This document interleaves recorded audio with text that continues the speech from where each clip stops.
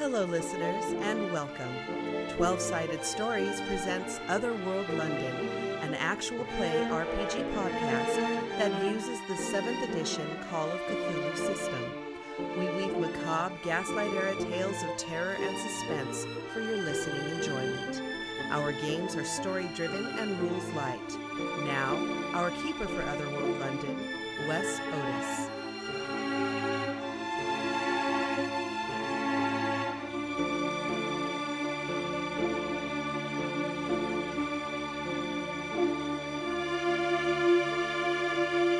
Hey everybody, welcome to Otherworld London, episode 37. I have some players. Let's start with Terry. Oh, whoa. Why do I feel shocked? I wasn't ready. Hi. I know you said we were about to start a show, and here we are.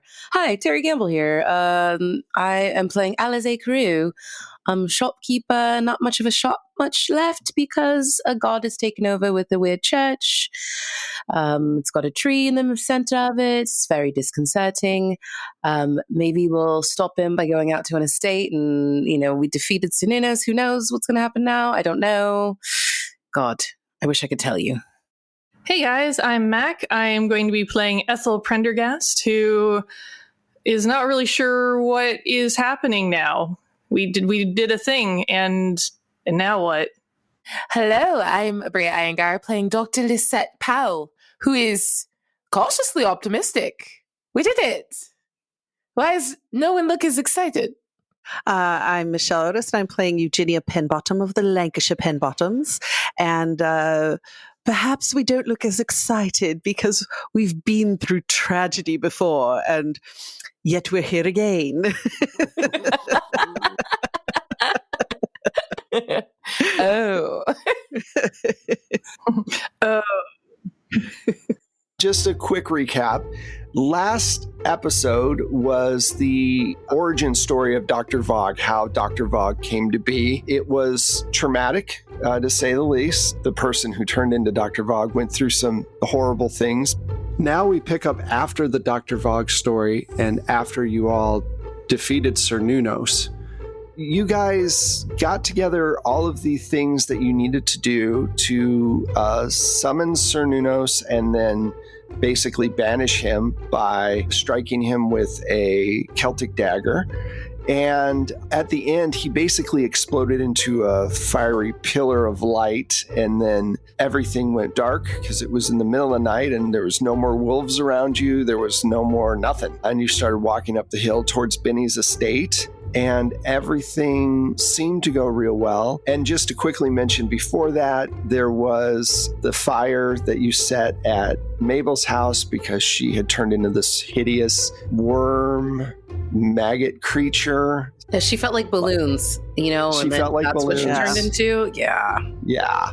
So you guys just burnt it because fire usually kills everything for the most part. So that was Usually, for the most part, I don't like these words. Yes.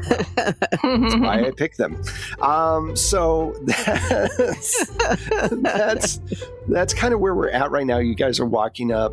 Martin is still in London, just so we know where all the people are. Benny and the General are with you guys at the estate, and you have just walked up to the house after vanquishing Cernunnos, and his followers disappear. And I believe at the end of the last episode, each of you got some kind of liquor, because what else are you going to do? It was deserved. Candy is candy, but liquor is quicker. Yeah, absolutely. It was totally deserved. Wait, was candy an option? Candy's always an option. When I you're want in a- both. Okay, so you and the goat that you were left with are having candy and a drink. Of course, that goat's looking at you a little weird, like, what? Yeah. It's okay. We'll be rebuilding the trust together. You're fine. And I let him crunch the old crappy ribbon candy that I'm just nomming on. Okay. So I'm going to assume you're going to spend the night at the mansion before you head back to London. And the next morning when you wake up, you smell this strange rot, not like dead bodies, but more like just pungent vegetation just decaying. And Benny comes to Alize's door and knocks on the door and says, "Dear, I feel you should come and see this. It's a little disturbing." Yes, dear. And you guys walk out, and everybody else is just starting to stir, and you get to the edge of the balcony. And where you guys did the actual ceremony, there's a huge circle that goes halfway up the hill, and all the trees and everything have died. And everything is just this brown mush. Anything that was plant is decayed. And there's a bunch of insects all over and mushrooms that have rapidly grown out of the area. Oh, dear. I think Mother might notice that. Death has followed us. I'm so sorry, Benny. I didn't think that it would present itself in such a way. I do apologize. It's okay, darling. It's if we have to get new trees to keep you from getting accosted by that creature, then I think the trees are worth it. Might be more than new trees. I'm hoping this isn't something that lingers further or longer. Look, darling, I know that we spoke about getting married in a few months, but I don't want to wait any longer. Let's do it today. Yes, let's go. Let's go to London with all of us, and we'll do it. We'll get my mother, and she'll complain, but she'll just have to listen to me for once. I said that, but I didn't think you would mean it right away. Of course, I've been waiting a year for this stupid creature to go away and leave us alone. I just want to be with you. All right. All right. And are you? Well, then let's go before whatever that is gets bigger and eats the house. Let's go. Oh, I do hope. I don't like that joke. I'm sorry, but levity is all we have anymore, right? You know, stiff upper lip and all that. Yes, I suppose you've got to laugh to keep from crying, huh? Sometimes, yes. All right, so Ethel, you wake up to the same smell, and you look out and you see it. The difference is when you look out, you see all these white lights. There's a fog. There's a layer of fog over this big area. Because there's still the tree trunks and everything. And in the fog are these white lights that are just kind of eerily floating there. That can't be good. I would probably go outside, though, and try and get a better look. All right. You go outside, and you see that these balls of light are floating about 3 feet off the ground, and they seem to be perfectly 2 feet away from each other. So, and I want to apologize to our European listeners who moved on to the metric system years ago. I'm very sorry, but we are way behind. We should have moved to it a while ago. Yeah, it's really weird that we haven't. It makes no sense because it's honestly, it's easier if once you know it, but to get there, it's very difficult to move from our stupid anyway. I just want to apologize because we have a lot of people in England who are like 2 feet. What the fuck? Anyway, a little less than a meter. Yeah, it's a meter off the ground and about 2/3 of a meter away from each other. Right there we go. Thank you, doctor. Thank you, doctor. You're welcome. But really, in today's pandemic, they should be 2 meters away from each other. But they don't practice social distancing. That's how you know the lights are evil. Yes. That's layered. Okay, so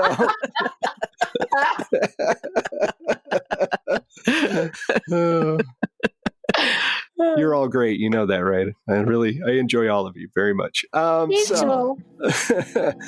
yeah, you get out there and they're in this pattern that you see, and you don't want to get any nearer to them. You feel a compulsion not to go towards them. Okay. I do not approach them. That is a perfectly valid response in a Call of Cthulhu game. Okay, fuck it. I'm walking away. Don't go near it. Don't go near it. I think I just sort of stand out on it's not really a porch if it's at an estate. Would it be a veranda? I don't know. Whatever is fanciest. I probably am just outside watching these things. Okay, cool. Eugenia, the general always gets up pretty early. Of course, he's a military man. Right. He's up, he's getting dressed, getting his shirt on, and you notice that on his back are some bruises that look pretty severe, like he was thrown up against a wall or something. They look pretty bad. He fights through the pain of putting his shirt on. Starts buttoning it up. Robert, what happened to your back? Well, was it from last night? Don't try and tell me that it's nothing. No, I know you want to soldier through. However, I'm your wife. I need to know such things. He sits down on the bed. Well, you took a tumble? Why? What happened? Did you trip down the stairs? Robert, I know you're a proud man. You need to tell me.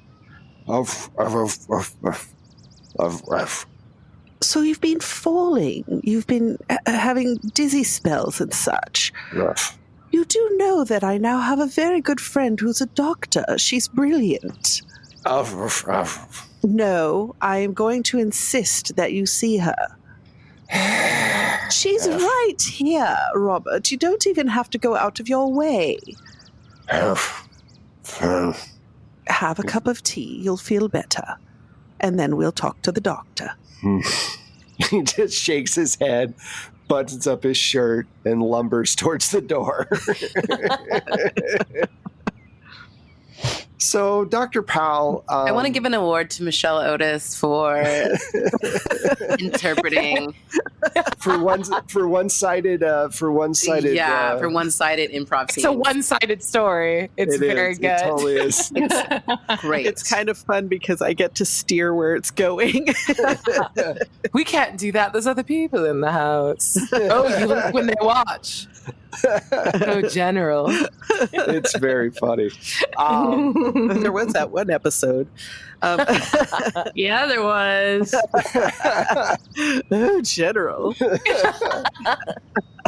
I will say that the General's my proudest NPC I've ever created. He's so iconic. I love it. All right. So, Dr. Powell, you wake up, you processed what you've seen up till now. At this point, after being around these women for, I don't know, it's only probably been like a week or so since you've met them, but you've been through quite a bit. Well, it's weak. And you can't help but to wonder how Martin's doing back in London. After you get up and you get dressed, there's a knock on the door, and Eugenia and the General come in. Good morning. Good morning, Dr. Powell. I'm so sorry to disturb you, but we're up early, especially because my husband is a military man, so we tend to wake with the birds, yes. But I'm very much the same. This is quite pleasant. Well, we've come to you with a medical concern. Oh. And if you would be so kind, General, he's been experiencing some bouts of dizziness and falling. And he has a large bruise on his back from the falling. But now you listen. Oh, now, General. You know, once I've put it in my mind that it's going to happen. So... well, I thought my days with pediatrics were done, but I guess we can go around one more time. Now, if you wouldn't mind giving me that stiff upper lip one more time and just enduring, we'll get to the bottom of it. So he unbuttons his shirt and... Well, I want her to look at his... because he's feeling dizzy too. The dizziness Okay. issue. Yeah, she would definitely want to see like the fall damage first. Yeah. So Okay. let's get let's suss out and make sure there's no like internal bleeding. So she's definitely like checking him out to make sure that's okay, and then we'll try to suss out. Can you give me a medical roll real quick? I can absolutely do that. Do not fail me, dice. I got a 9. Excellent. Yay. I'm the most at medicine. So Robert's actually like physically in pretty good shape for a man of his age, and the bruising doesn't look like it looks bad, but it doesn't look like it's internal bleeding bad. Cool. You do notice as you're looking around him, you look on his back and then you check out his ear. He does seem to have something going on with his right ear, and his monocle actually, because he only uses a monocle every once in a while, looks kind of old. Might I see your monocle, my good sir? Hands it to you. Yeah. I want to inspect it. It looks, like I said, relatively old, so you're wondering how powerful monocle it is and whether or not I want to look through it. It doesn't look all that powerful. And you know that he's hit about 50, I think, at this point. And so he probably needs glasses, but is very strong-willed and doesn't want to probably wear them. So he just wears the monocle to kind of skate by. So you're wondering if the ear infection and then not being able to see too well, those things together have an ear caused infection. problems. And I hold up the monocle and just, is this a family heirloom? Important to you? Oh, no? Hold on. And I drop it and step on it. How terrible. Oh, what Butterfingers? Oh. I'm so terribly sorry. You need glasses. Like real ones. Because you're old now. And she just gives like a small, slow smile. He can't see it because you just broke his monocle. Eugenia just kind of goes,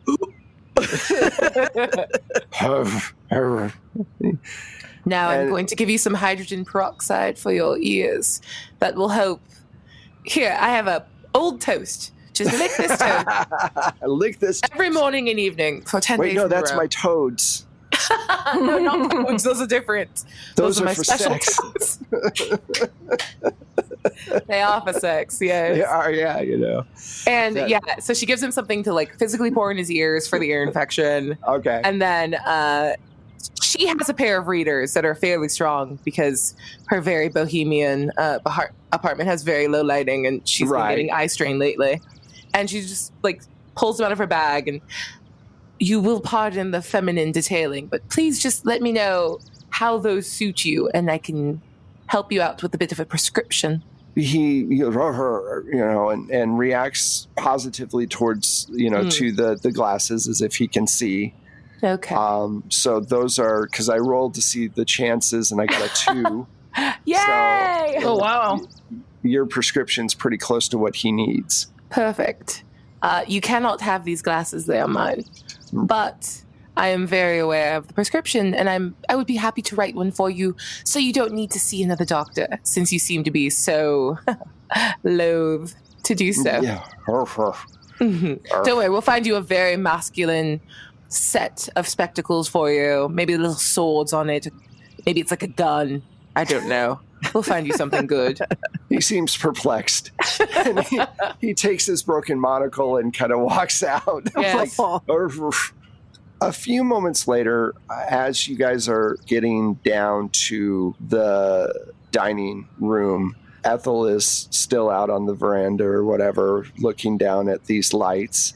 And Benny comes in and goes, Eugenia, Dr. Powell, we've made a decision that now that this is done, that we're going to go back to London and use our connections so that we can get married today, so we don't have to wait any longer. And we're hoping that you will all accompany us. I want to check and see the look on Alizé's face to make sure she's okay with it, since Dr. Powell is pretty anti-marriage.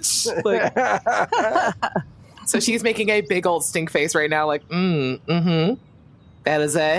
Yes, no, we've been waiting for so long, and there's been so many obstacles, one after the other. I think we've shared some of them with you.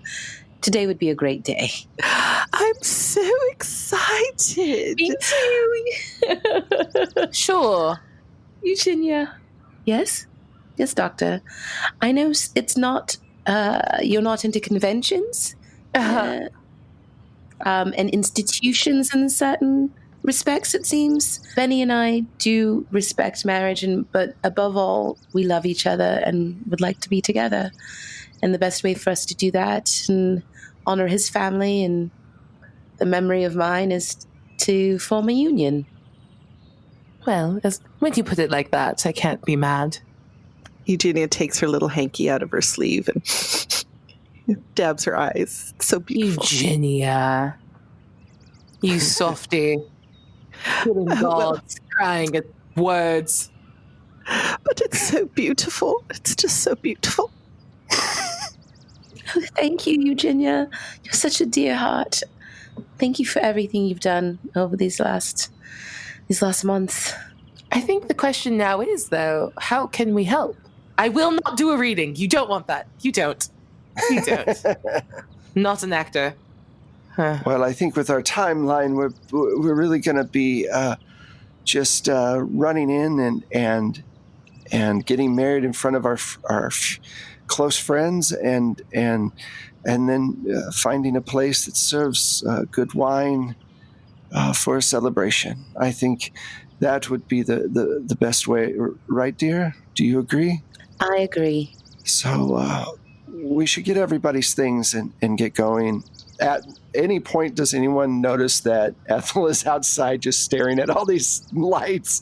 I mean, do we see her? Is she on? I guess I assumed she was on, her private balcony. No, because she went down and then went outside. Or did you? I went down and outside, so I'm on, the patio area to look at it closer. And so you guys see her out the window, kind of just staring down at this large desiccated area.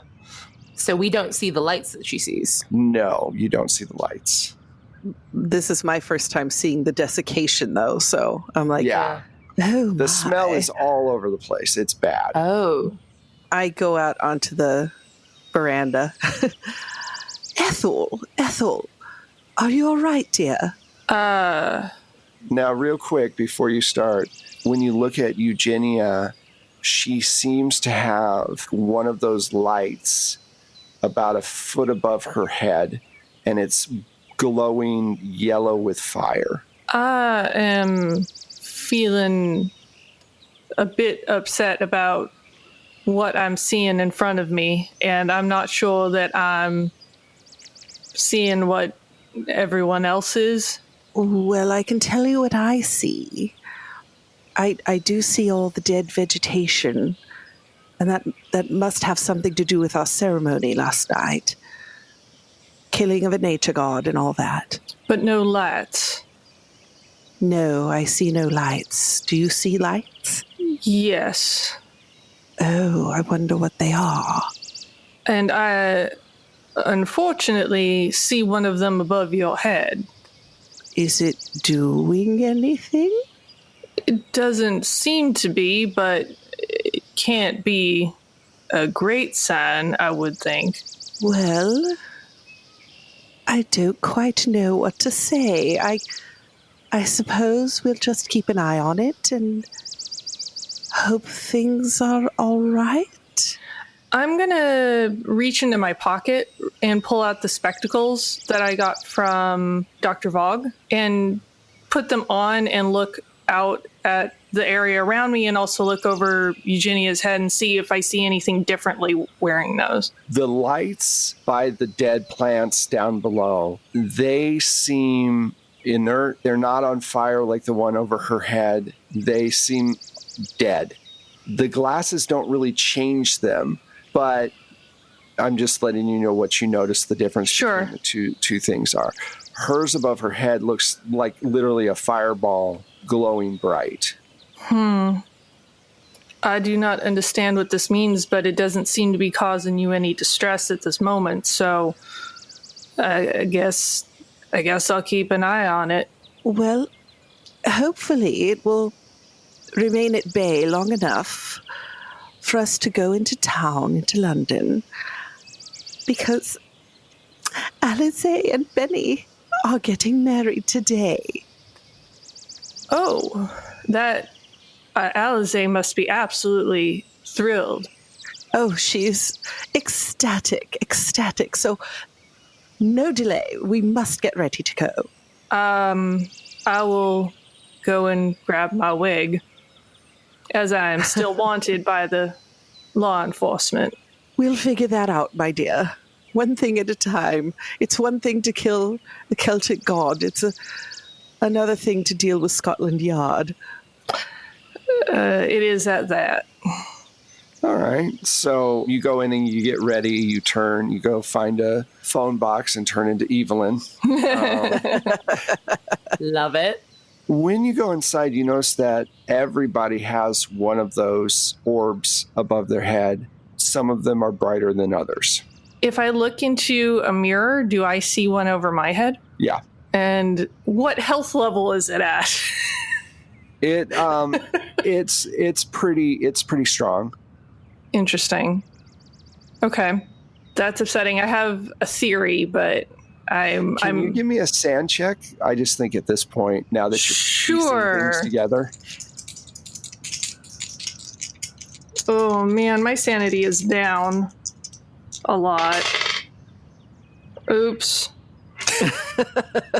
Well, it was going to be hard to do anyway. I rolled an 81. Ooh. Oof. Okay. But my sand is down pretty far by this point. Give me an intelligence roll and let me know you want to get above your intelligence. Be smart. No, be dumb. Oh yeah, no, she wants to be dumb. She wants to get higher than her intelligence. Yeah, I tried, and that's when it decided that it was going to roll appropriately, and I got a 56 under my 60. Okay. So close. I roll so good when we play Agent's Dossier. Yeah, I know. That show you're doing great in. So you take 4 points. Cool. And yeah, you're seeing people's actual souls. Yeah, that's kind of what I was thinking I was seeing. Yeah, it's their actual souls. That's exciting. And by exciting, I mean horrible. Thank you. I hate it. Ethel, why are you staring at everyone like that? Also, why are you outside? It smells terrible. I was investigating something and, Are you a secret botanist? Yes, I am a secret botanist. You have uncovered my true identity. Thank you. I was so tired of living the lie. I think you're living a lie now. Did you hear the news? Yes, I did, and my congratulations to you. Something wrong? You're not approve. You don't seem... No, I please excuse me. I feel unwell today. What's wrong? I'm currently seeing something that nobody else can see, which is usually about my usual state of being. So we might as well just proceed, and I'll keep you apprised if anything changes. No. I want to know what it is. What are you seeing? Thank you. Glowing lights. Glowing lights attached to everybody in this room. So like a halo? Like a life force. Like a curse? Like... No, I don't think, and maybe I'll be able to better ascertain it when we're in London around other people. Where's mine, and how does it look? She just slowly turns in a circle. Hers looks pretty bright as well. Whatever it is above your head, and it is burning very bright, which I hope is a good sign. You don't seem sure. And she just sort of ducks a little, It follows her head and kind of goes a little aside. My dear doctor, with the things that I have seen and the things that I have talked to, I am not sure of anything. That's quite a brilliant take. Please let me know if there's anything I can do for you. Appreciate it.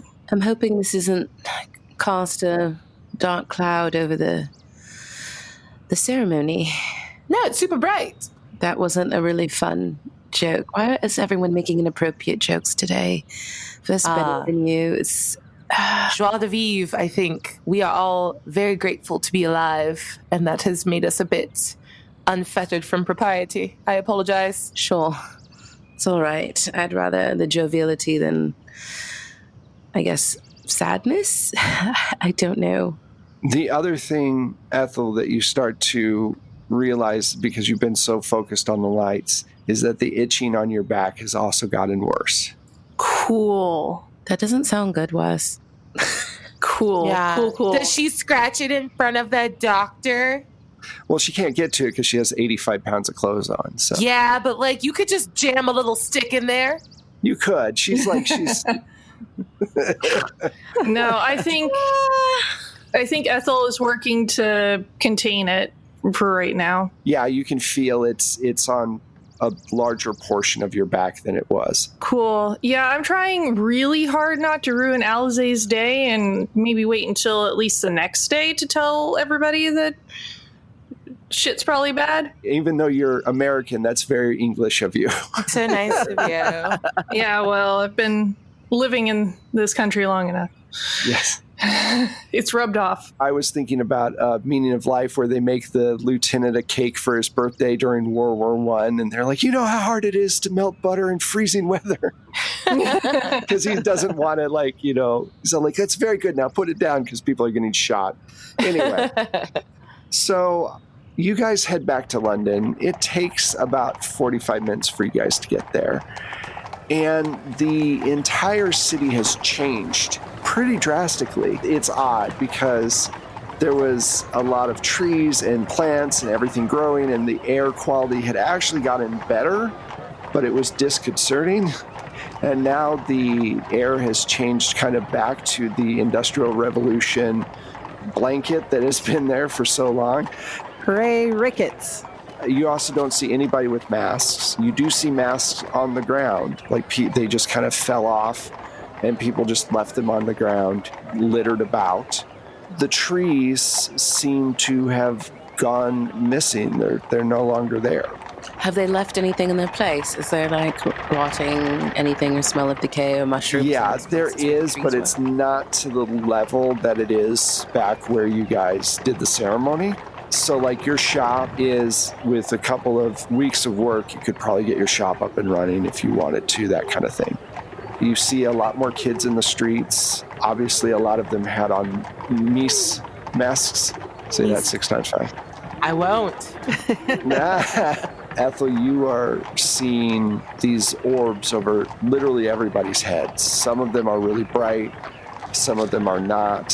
So you're figuring that the person's overall being and health and whatever affects how bright this... It's the vitality there, yeah, how the orb is looking. Okay. You guys go and you find, because there's only so many places that the Baroness is going to eat lunch, so you're able to kind of track her down.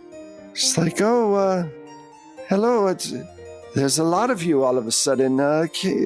What's going on? How was the country? Benny goes, it was fine, Mother.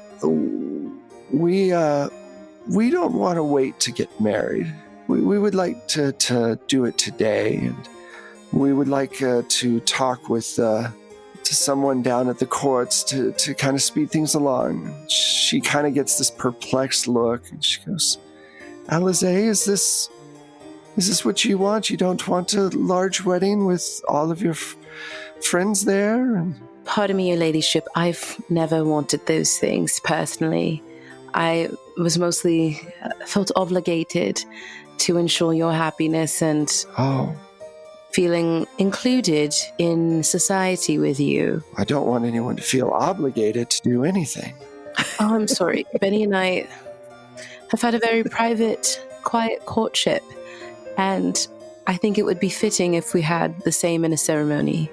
Well, it's It's unusual. Neither one of us are very flashy people. No, and I appreciate that. I understand. You've had a hard road from what I've been told with health and everything, and I wouldn't want ceremony to get in the way of love. So let me get a few things I'll need to do to be able to get this going. And let's say 3 hours.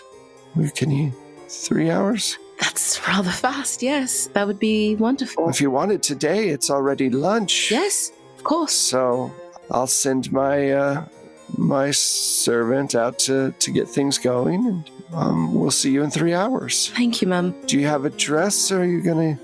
Yes, we are to be picked out. Do you call? Oh, yes, I remember the day I had tea with Mabel. Did you know her house burned down? Oh, that's tragic. No. Oh, dreadful. Her and her husband and her entire staff went up in flames. Oh, no.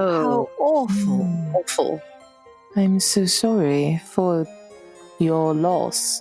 She was, she was okay. She was all right. You weren't wonderful either, were you? She was very difficult sometimes. I will say, I don't want to speak ill of the dead, but she could be difficult, yes. There was always some reason.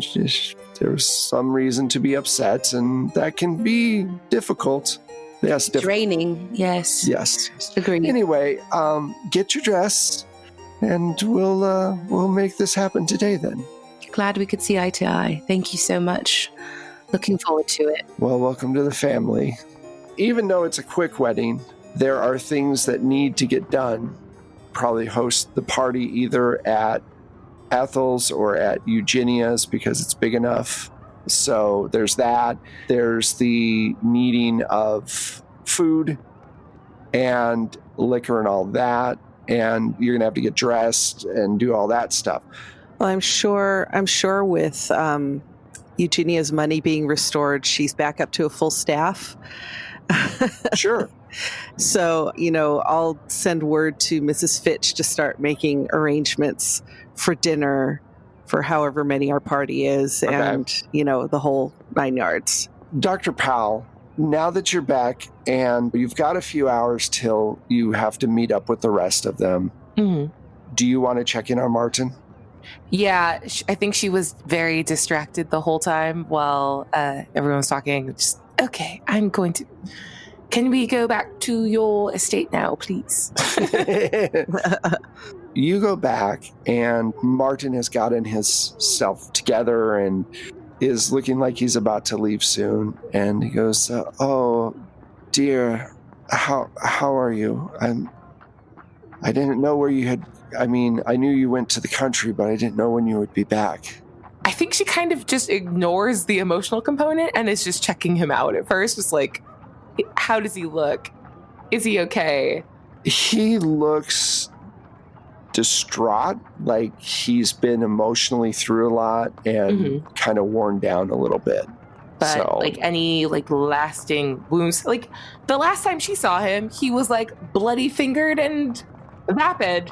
You've wrapped his fingers up pretty well, but it's going to take a lot for his fingers to heal up, and he's got rope burns on his hands.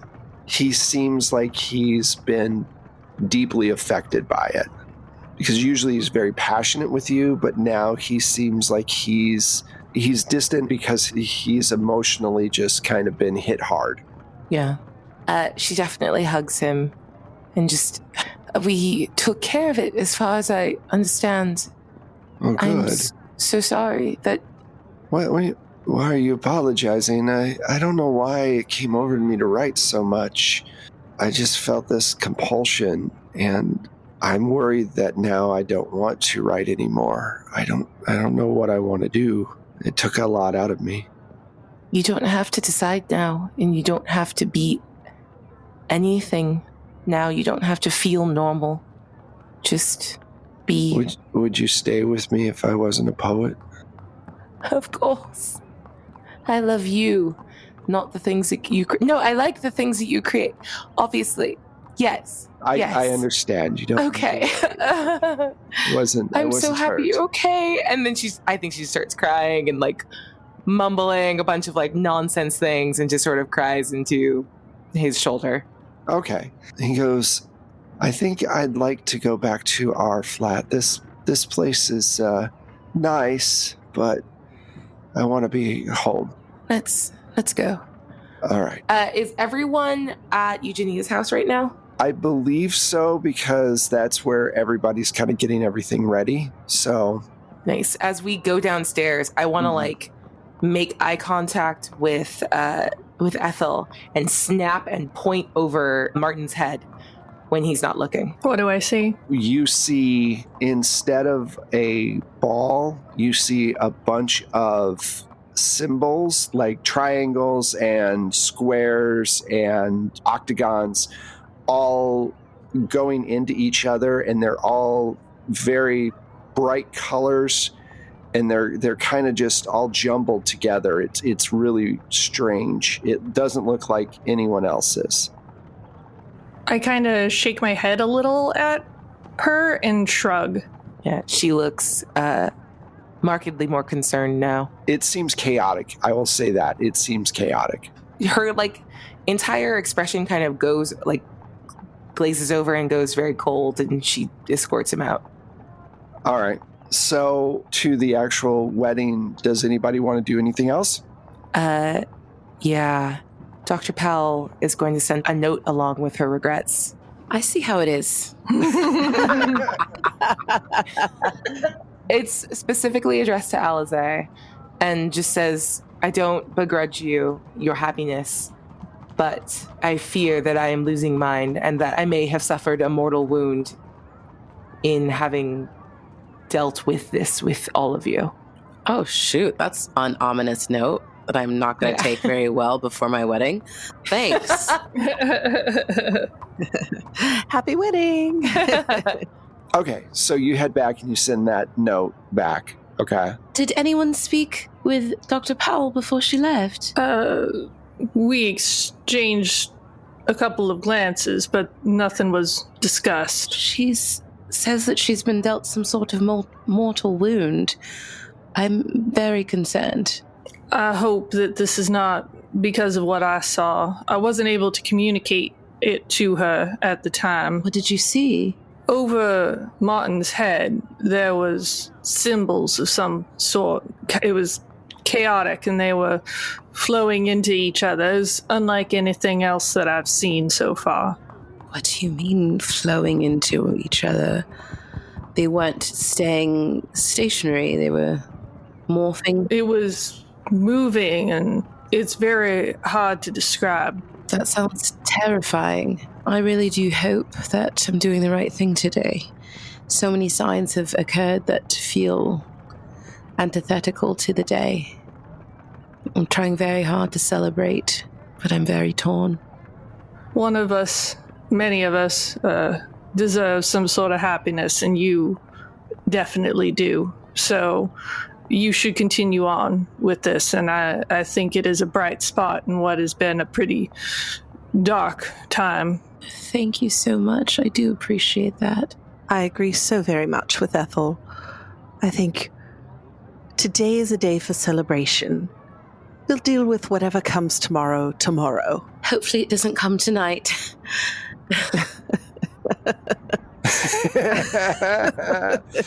Oh. But something else will. Everyone was thinking. Somebody had to say it. Yeah. Wink, wink, nudge, nudge. I'm a smart lady. I would never think such things. So after a whirlwind 3 or 4 hours, you guys find yourselves in front of a magistrate, and it's amazing what a baroness with a goal can do, and has all the paperwork and everything else. And you guys get together and fill out the paperwork, and surrounded by your friends, you go through the vows, and finally they say, kiss the bride, and Benny gives you a kiss, and you're married.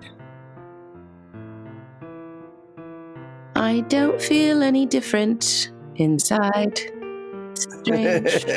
This is my musical episode. I feel no different inside. It's the monologue from my brain. I do not feel different. I still love Benny, but now I have doubts that I've done this thing. Oh shit. Did I say oh shit out loud? No. Okay. I do love you, Benny. I'm so happy. I love you too, and it's good to finally be here. It's been a long time coming. Yes, it has. I do appreciate your patience. I appreciate you. I really do. Now let's go have a party and start our life. Let's do it. Okay. So you guys head back to the house and you have a party, as ripping a party as a duchess will allow.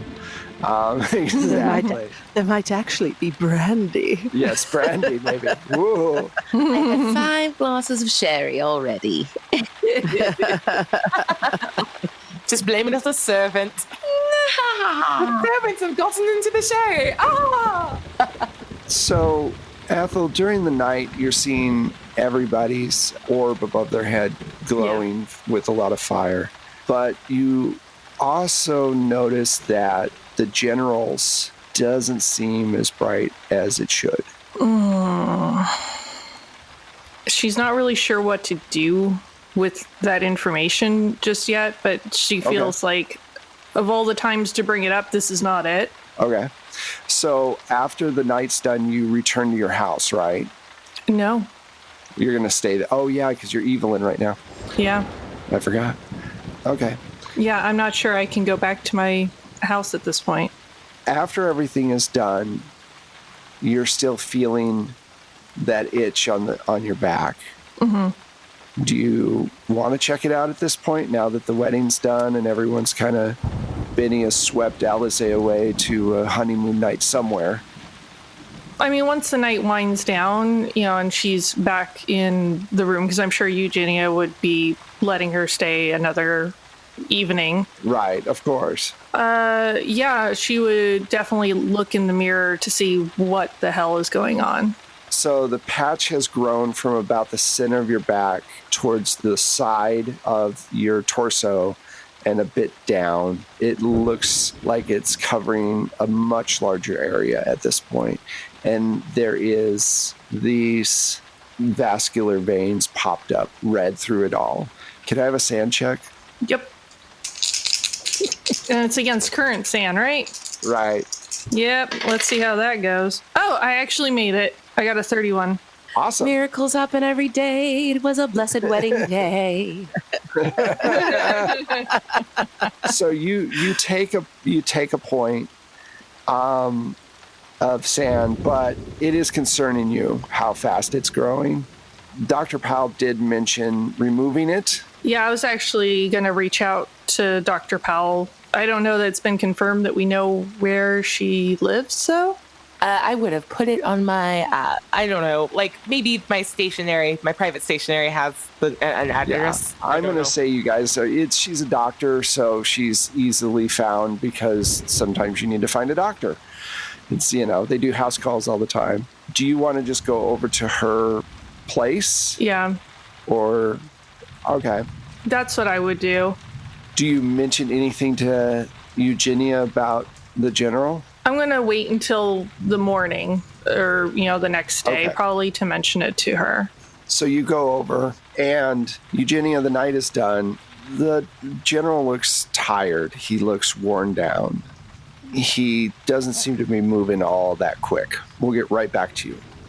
Dr. Powell, you've just gotten Martin to kind of relax and lay down. He's fallen asleep. And you hear a soft knock at the door. She's going to put on her robe. I think she's in that half state of dress where the overdress stuff is on, but hasn't really completely wound down yet. So she throws a big robe on over it and goes and answers the door. Oh.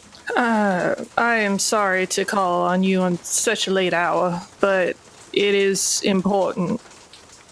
Come in, of course. I'm sorry I couldn't be there. Are you okay? The spot has spread considerably.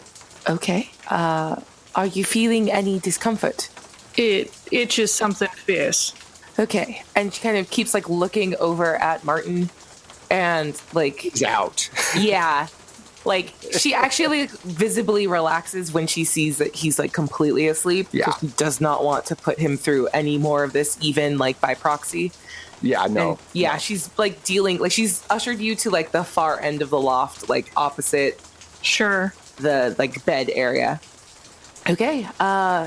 If you would like to, and she kind of like draws a little like privacy shade around you, around the two of us, and like drags over some lamps. Yeah, and is gonna give it a look. Yeah. It's growing pretty quickly, and these veins are kind of bulging out and they're red. You are concerned because you just looked at this literally like a day and a half ago. Yeah. And it was like the size of a silver dollar, and now it has like tripled in size. It's much bigger. Yeah, it's So like teacup amount? a little bit bigger, like coffee mug amount. So yeah, about there. Okay. And it's going towards her side, towards her torso. And she's now, instead of one vein, she's got that one vein and then two veins sprouting out from it. I think she's going to apply like a topical analgesic in order to like numb it so it itches less. But then also she wants to pierce one of those veins just to double check that blood comes out. Who knows? Okay, now do you want to do this here, or do you want to go to a place that's a little bit not your apartment? She doesn't have like personal, like she doesn't have a private office. You could take her to Graves' place. Ugh. No, that place is disgusting. She will catch something terrible and die. I keep this immaculate, and I don't want Martin out of my sight for the foreseeable future. When you pierce this vein, is she laying on the floor? Like, what's the setup? Dr. Powell is sitting in a chair, like examining with like a looking glass. And you're just standing with like your back exposed to her, and she's just gonna like prick it. Yeah. Just real quick, just to see what's going on. All right, so when she pricks this vein, this dark purple, like thick, almost pussy substance oozes out like it popped, and then for Terry, and the vein deflates a little bit. Yeah. It deflates. So there's whatever the substance is in that vein, when you let it out, it actually goes down. It is not part, you can tell right away, of her actual body. This isn't a vein that was there that has been changed. Inflamed. Yeah, it Inflamed. is a different set of It vascularity. is a different set of veins that is growing into her. Yep. With that in mind, did the numbing work? Did she flinch when I did that? It hurt, but not that bad. Okay. To her. So your guess is it's growing towards her side and towards her spine. Your best guess is that it has not attached itself to her nervous system yet. Okay. How are you feeling constitutionally? Because I want this off of you now. I have been through so much. Do what you need to do. Okay. And she's going to get up and grab like tons of gauze and like some freshly boiled towels and like as much clean equipment as she has. Right. And just a full ass bottle of whiskey. And puts it in her hand like, this is for you. One shot for me. Here's a wooden spoon. Yeah. Down on it. Yeah. No, not my spoon. I need it for cooking. Ethel definitely takes a couple shots of whiskey before this gets going. This is going to take a while. And I think she has one of those like, I don't know. I choose to believe that she's got a cool stool where you can like Absolutely. kneel on it. So she's kneeling with her back to her. And yeah, we're just going to start peeling that shit back. Like first she pops the veins, then she scrapes the scaling. Let's go. I am here for this medical stuff. I can be more specific if you want. So we're going to get the little tweezers and we're going to start pulling back the scaling skin and clearing the skin underneath until we get to like fresh, healthy Ethel flesh underneath and just scoring it and digging it up. Yeah. Get into the Ethel flesh. Yeah, we got to get back to Ethel flesh. Yeah, let's dig So right I down wanted in to there. be a doctor as a child, and then when I fainted at the sight of my own blood at around 11 years old, 12, I decided it was probably a bad idea. I was on an episode of ER 800 years ago, and I don't think I actually watched it because I can't actually handle any type of medical shit. So this is like literally the worst, but I'm here for it, and I love you, and I was bio pre-med for long enough to know, like, to be very specific with the muscle memory that's happening right now. I hear it. Like, I couldn't even do, like, for my voice and speech class in college for acting, like, when they did the anatomy, like, of, like, the larynx and, like, all the... I was like, I can't hear about stuff inside the body. Don't show me pictures. I don't want to know how it works. It's all magic. Let's move on. Okay. Do you drain the vascularity first, or... First, we pop the veins. Then we pull back the scaling, and then we are going to dig in and like follow all of that vascularity as far as it goes, and like dig it out and cauterize on the way out. What's your surgery percentage? Oh, do I actually have a as a skill? Oh, yeah, that's what I'm wondering. Or is it just medicine? It's just medicine. What's your percentage? 70. Okay, so here's what we're going to do. I'm going to roll it for you and not tell you what the results are. I do have a question before we do that, though. There's supposed to be a mechanic of like check stuff off and then it goes up. Mm-hmm. Have you checked off before? I've checked off twice. Okay, so what we need to do real quick before we do this roll so that it's all legit, you need to roll against that 70. You want to get above the 70. If you get above the 70, you get to increase the amount. Okay, didn't the first time, did not the second time. Okay, so it stays where it's at. The higher they get, the harder it is. Yeah, respect. All right, so you start poking at veins and doing all this stuff, okay? I want to do this for real. I'm like very into it. So you're doing surgery on Ethel. Eugenia, you are walking up the stairs with Robert, and he drops to one knee and starts grabbing his chest and has this really bad pained look on his face. And that's where we're going to stop it. Oh, brutal. So, Thanks for the gut punch, Wes. thank you guys so much. He doesn't know how else to do it, you know? Like, yeah, that's like it. Respect. I always feel bad because it's like a horror show, but then you guys, I get so much guff from the looks and everything. That's like, I feel bad that I'm doing the horror game thing. Wes, you should feel very, very bad. I'm a horrible person. Yeah, you should feel. So, what is everybody doing? We'll start with Michelle. Crying into my pillow tonight, but No! Pretend husband, he's gonna be okay. I hope so. No, what I'm doing in real life, I am on a stream every Saturday. You can find me on It's Probably Okay's Twitch channel, Saturday mornings for Return to the Spider-Verse. I'm there with the lovely Abria, and we're there at 10 to 12 on Saturday mornings. You can find me on the socials at Michulu. That's MICHULHU.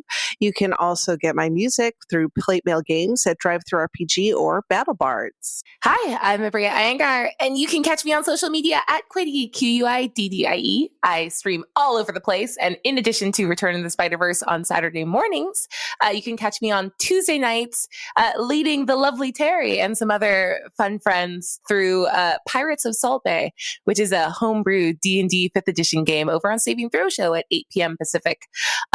Other than that, you can catch me on Wednesdays over at Scabby Rooster's Twitch channel for Endymion's Gate, which is a really cool sci-fi game in the Hillfolk system. All the VODs are actually over on Becca Scott's Good Time Society YouTube channel, so you can catch up with all of them there. That's super good and fun.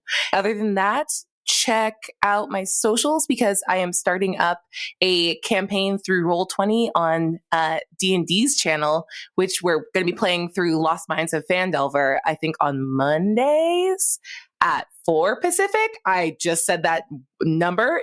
No, I think it's 1. I'll be clear later. Oh God. I don't know what I'm doing. Yeah, that's a lot. And and just check out my socials because I don't know how to keep up with my life. but it's good and fun. Oh, hi there. I'm not as busy as Bria, but I'm happy to watch. You can find me at the Terry Gamble on the internet, at terrygamble.com, at the Terry Gamble on all the social medias. Best way to keep up is probably that way as well, too. Like Bria said, every Tuesday night, you can find me at the Pirates of Salt Bay, pirating away. On Mondays, you can find me at Horror Movie Survival Guide, the weekly podcast that comes out every Monday. Unless you're a Patreon, it comes out a little earlier usually, too. For you, every week, new adventures. So check that out. Hey guys, I'm Mac Beauvais, and when I'm not undergoing emergency random surgeries in this game, I can be found online as at Strange Like That. That's the Twitter, the Instagrams, and the Facebooks. You can also find me at strangelikeThat.com, where I have links to my shop and tarot readings and fun stuff like that. You can also find me every Monday over at Happy Jacks, where I am playing either Things from the Flood or The Great American Witch. So tune in. My name is Wes Otis. You can find all of the sound effects you hear on Battle Bards and Drive Through RPG.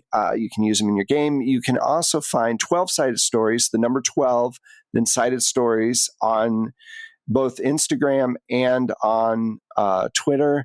And then our website is the full 12-sided stories, no spaces, no nothing, spelled out. You can also, if you want to help the show, give us a shout out or leave us a review on one of the platforms you listen to, or find us on Patreon and join up. We have a show over there called Agents Dossier, which is just for the Patreon. And we do a ton of just really cool Patreon stuff. We also have a Twitch channel coming up soon. You can find it now. It is 12-sided stories, all one word, at TV. I think it's at .tv or .twitch. But we're on there, so take a look. And we will be doing shows soon there as well. So thank you guys so much. Thank you for joining us. It's always just a lot of fun. And we'll talk to you soon. Bye.